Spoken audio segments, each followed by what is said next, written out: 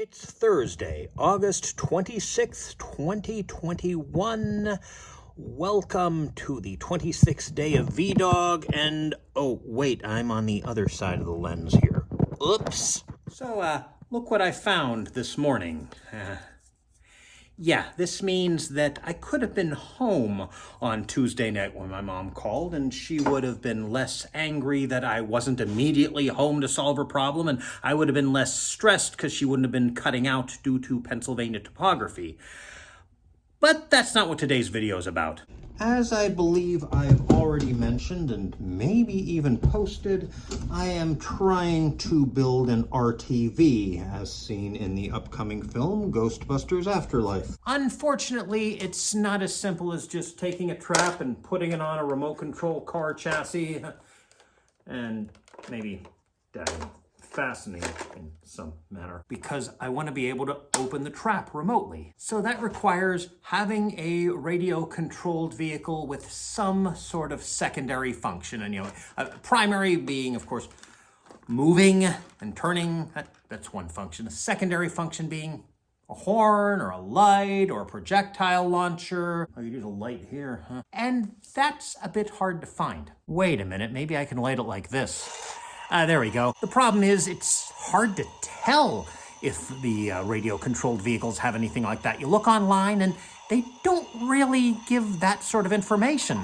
Just like most people who review Ecto-1s don't bother to review what it looks like inside the vehicles. I actually had a friend who suggested I strip this down to make the RTV. I mean,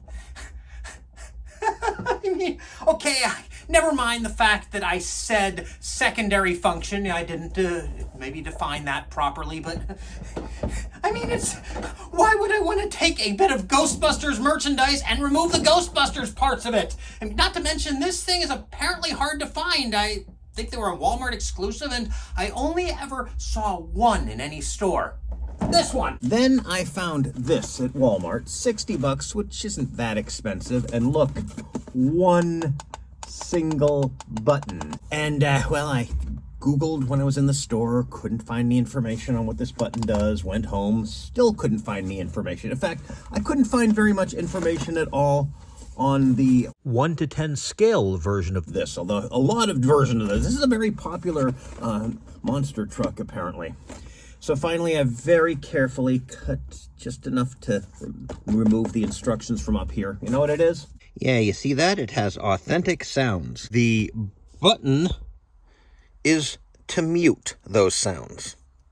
So, yeah, it doesn't activate something, it deactivates something. I'm taking it back to Walmart, and the truth might actually suffice this time. Well, I had no problems, and I even told the truth.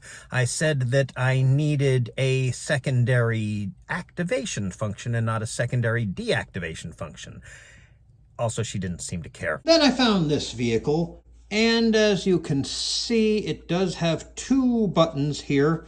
And, well, let me show you here. Then you push the mute button, and then this one.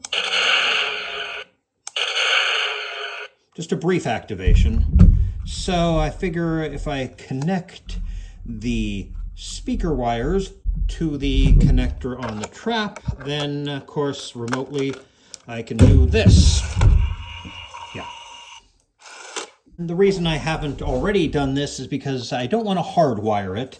I actually want to put the BNC connector and then on here, actually go in the back here, and then connect both ends with a 6-inch trap cable. And of course, I also want to document not only how I'm to do that, but how to make these things. So that's what's taking it so long. Sorry.